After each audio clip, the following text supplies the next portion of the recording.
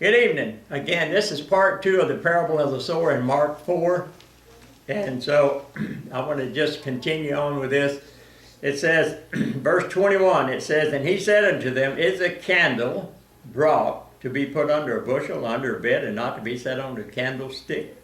For there is nothing hid which shall not be manifested, neither was anything kept secret, but that it should come abroad."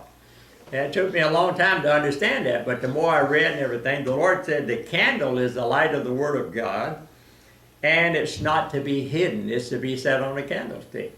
And there's nothing hid.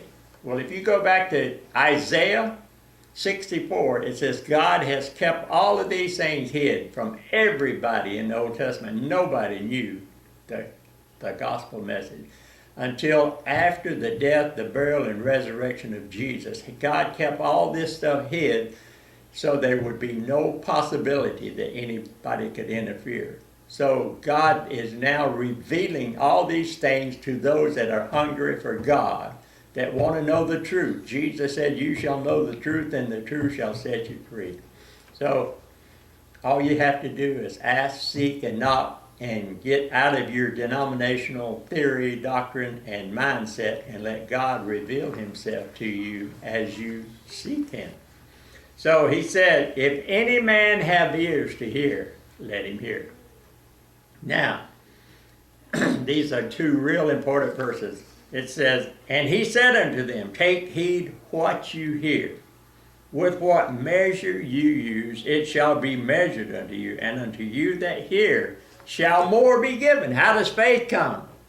Faith comes by hearing, but hearing comes by the Word of God. So if any man have ears to hear, guess what? You ought to be running and jumping and praising God, because God has opened your heart to being born again and what the Word of God has to say. So he said, "Take heed what you hear. With what measure you use, it shall be measured unto you, and to you that hear shall more be given.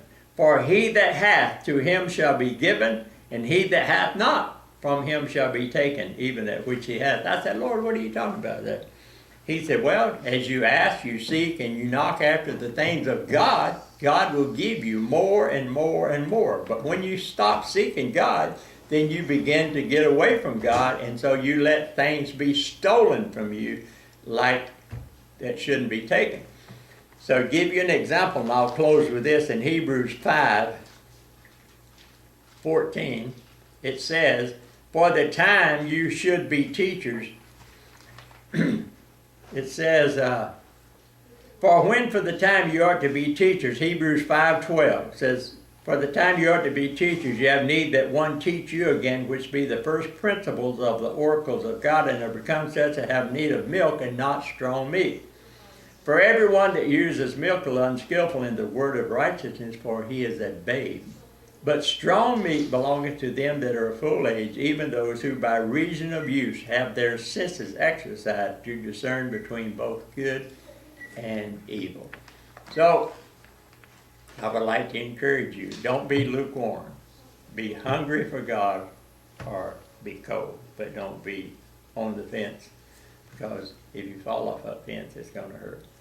Okay, God bless you. I love you, and hope to hear you again soon.